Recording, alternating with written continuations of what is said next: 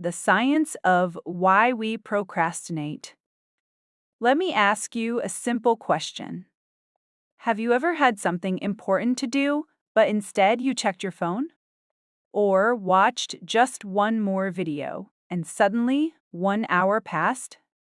Maybe you told yourself, I will start in 5 minutes. But those 5 minutes became 30 minutes, then an entire day. And at the end, you felt a little guilty, a little stressed. And maybe you said this to yourself. Why do I always do this? If this sounds familiar, you are not alone. In fact, almost everyone procrastinates. Students delay studying. Professionals delay work. Even highly successful people struggle with it. So today, we are going to understand something very important. Procrastination is not laziness. It is not a lack of discipline. It is actually connected to how the human brain works. Yes, your brain. Hello, everyone, and welcome back to the channel. In this episode, we will explore why we procrastinate, what is happening inside the brain, and how we can slowly take control of it. So, stay with me till the end. Because once you understand this, you will start seeing your habits differently. What is procrastination? Let us start with a simple idea. Procrastination means delaying something that we know we should do. It is not about being busy. It is about avoiding a task. For example, you have an assignment, but instead you clean your room. You have work to finish, but instead you scroll on your phone. You are active, but not in the right direction. This is important. Procrastination is not doing nothing. It is doing something else to avoid what really matters. To understand procrastination, we need to understand something about the brain. Think of your brain like it has two parts. The first part is the thinking brain. This part helps you plan, focus, and make decisions. It says, let's finish this work. This is important. This will help our future. The second part is the emotional brain. This part wants comfort. It avoids stress. It says, this is difficult. This is boring. Let's do something easy. Now here is the interesting part. When a task feels difficult, boring, or stressful, the emotional brain becomes stronger, and it pushes you to avoid the task. That is when procrastination starts. Procrastination is about emotions. Many people think procrastination is a time problem, but actually it is an emotional problem. Let's understand this simply. When you look at a task, your brain asks, how do I feel about this? If the answer is, this is easy, this is interesting, you start quickly. But if the answer is, this is hard, this is confusing, this is stressful, your brain tries to escape. That escape becomes procrastination. So the real problem is not the task. It is how we feel about the task. Now let's talk about something very interesting. Dopamine. Dopamine is a chemical in the brain. It is connected to pleasure and reward. When you do something enjoyable, like watching videos, scrolling social media, or eating your favorite food, your brain releases dopamine. This makes you feel good. Now compare this with work, studying, writing, doing a difficult task. These do not give immediate reward. So the brain chooses the easier option. It chooses quick dopamine. That is why your phone feels more attractive than your work. This brings us to an important concept: instant gratification. It means choosing something that feels good now instead of something that is better for the future. For example, watching a video now, instant happiness. Finishing your work, future benefit. Your brain often prefers the first option because it gives an immediate reward. This is natural, but when this habit becomes regular, it leads to procrastination. Why we feel stuck. Sometimes procrastination feels like being stuck. You want to start, but you cannot. Why does this happen? One reason is overthinking. When a task feels too big, your brain gets confused. It does not know where to start. So instead of starting, it avoids. Another reason is perfectionism. You want to do the task perfectly. So you wait for the right time. But that perfect time never comes, and the task remains unfinished. Fear also plays a big role. Fear of failure, fear of making mistakes, fear of not being good enough. When these fears appear, your brain tries to protect you. And one way it does that is by avoiding the task. Because if you do not start, you cannot fail. But this creates a cycle. You avoid, you delay, you feel guilty, you feel more stress to you. Avoid again. The guilt cycle. At first, procrastination begins with a simple delay. You have something important to do. It could be studying, completing a project, or even replying to an important message. You know it needs to be done. But instead of starting, you choose to wait. This is step 1. You delay a task. At this moment, your brain is trying to avoid discomfort. Maybe the task feels difficult, boring, or stressful. So your mind quietly suggests something easier. Let's do this later. Let's just relax for a bit. And you agree. Now comes step 2. You feel relaxed for some time. This part is very important. When you delay the task, you actually feel good. There is a sense of relief. The pressure disappears for a moment. Your mind feels lighter because you are no longer thinking about the task seriously. You might scroll your phone, watch videos, or do something enjoyable. And during this time, your brain rewards you. It says, "Good choice." This feels better.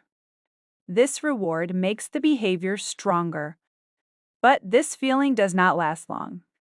Slowly, another feeling starts to appear. This is step 3. Guilt begins.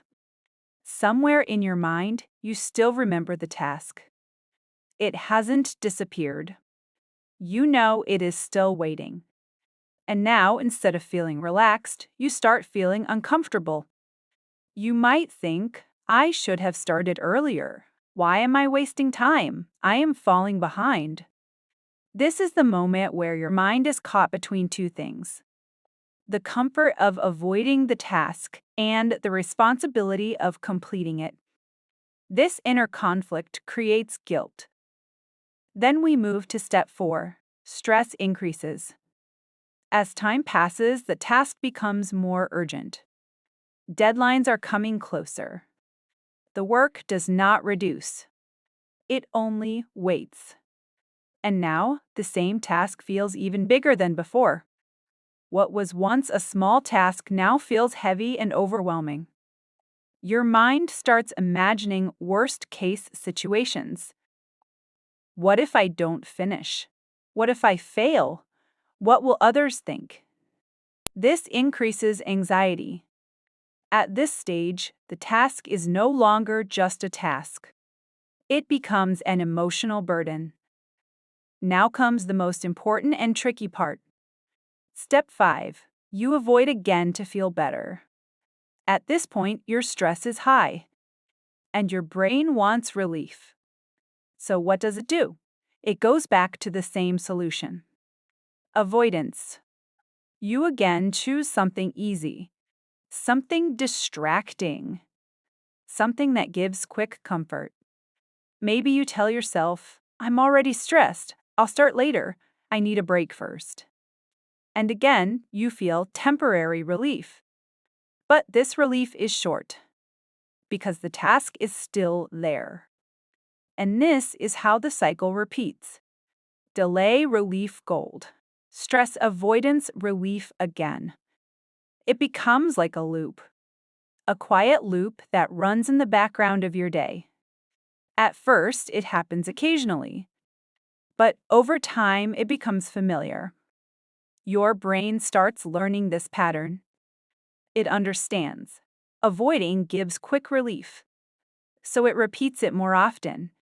Slowly, procrastination becomes a habit. Not because you are lazy or you don't care, but because your brain is trained to escape discomfort. This is important to understand. You are not the problem. The pattern is the problem. And the interesting thing is, this cycle does not reduce stress. It actually increases it over time. Each delay adds more pressure. Each avoidance makes the task feel harder. And each repetition makes the habit stronger. But the good news is, once you understand this cycle, you can interrupt it. Now let's talk about solutions. How to break procrastination. Now that we understand how procrastination works, the next step is learning how to break it. And here's something important to remember. You don't need strong motivation to stop procrastinating. You need the right system. Because procrastination is not a one-time mistake, it is a pattern. So we will focus on small, practical methods that slowly change this pattern. Step 1. Start small, reduce the mental resistance. One of the biggest reasons we procrastinate is that a task feels too big. When something feels large, the brain sees it as difficult. And when it feels difficult, the brain avoids it. So the solution is simple. Make the task smaller. Instead of saying, I need to complete this entire project, say, I will just open the document. Or, I will write one paragraph. This reduces mental resistance. Your brain no longer feels pressure. And once you start, something interesting happens. Starting creates momentum. A small action often leads to a bigger action. Think of it like pushing a heavy door. The first push is hard. But once it starts moving, it becomes easier. Step 2. Use the 5-minute rule and trick the brain gently. This method is very powerful because it works with your brain, not against it. Tell yourself, I will do this task for only 5 minutes. That's it. No pressure to finish, no expectation of perfection. Just 5 minutes. Why does this work? Because your brain is not afraid of small effort. It only resists a big effort. Once you begin, your mind slowly adjusts. And most of the time, you continue beyond 5 minutes. Even if you stop after 5 minutes, it still counts as progress. And progress reduces guilt. Step 3. Break tasks into clear steps and remove confusion. Sometimes we procrastinate not because the task is hard, but because it is unclear. For example, study for the exam. This is too vague. Your brain does not know where to begin, so it delays. Instead, break it into clear steps. Read Chapter 1, highlight key points, and revise notes. Now your brain sees a clear path. Clarity reduces hesitation.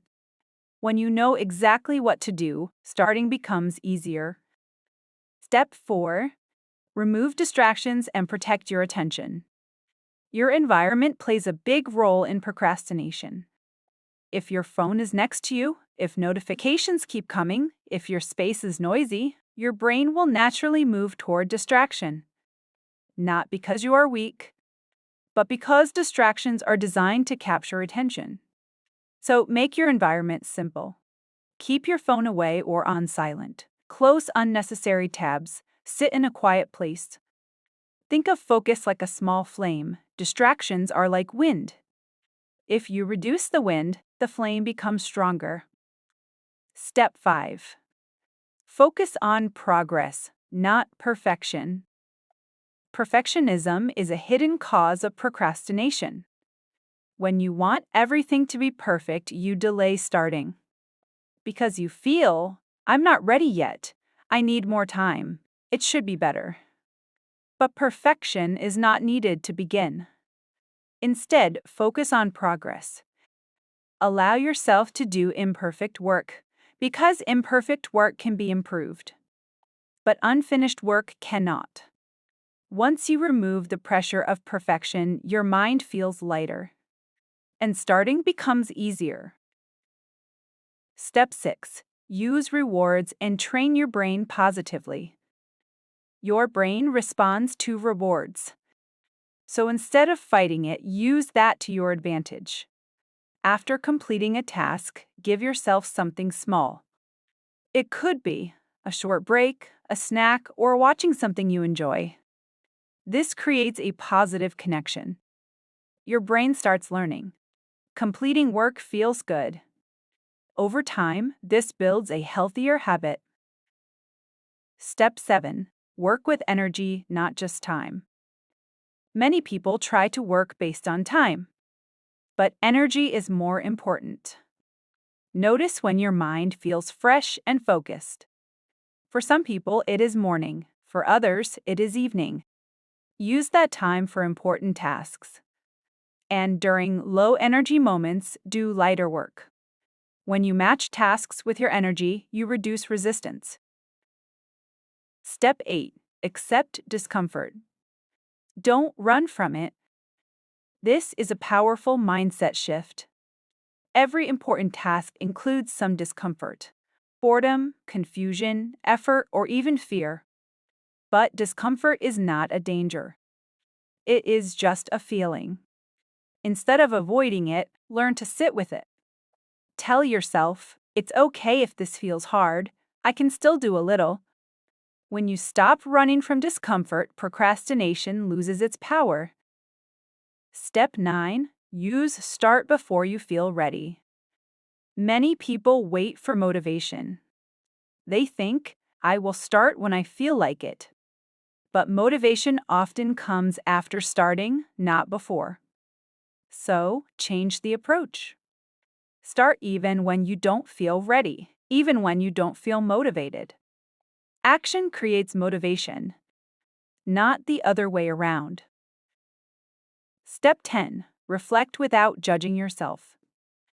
At the end of the day, take a moment to reflect. Ask yourself, what did I delay today? Why did I avoid it? But do this without judging yourself. No harsh thoughts, no self-criticism. Just observation. Because awareness creates change. When you understand your patterns, you can slowly improve them. Procrastination is not solved in one day. It changes slowly through small habits. Consistency is more important than intensity. Even 1% improvement every day can create big results over time. One of the most powerful things you can do is observe yourself. Notice when you procrastinate. Ask yourself, what am I feeling right now? Why am I avoiding this? This awareness helps you understand your patterns. And once you understand them, you can change them. At last, procrastination is not a sign of weakness. It is a natural response of the brain. But when we understand it, we can manage it better. Instead of blaming yourself, start working with your mind. Slowly, patiently. Before we end this episode, think about one task you have been delaying. Just one. Not many. Now ask yourself, can I start this for 5 minutes today? That's all. You don't have to make it perfect. You don't have to complete it in one go. Just start. Because sometimes, starting is the biggest victory. Thank you for spending this time with me. If you enjoy these simple and meaningful conversations in English, consider subscribing to the channel. And let me know your thoughts in the comment section. I will see you in the next episode. Until then, take small steps and keep moving forward.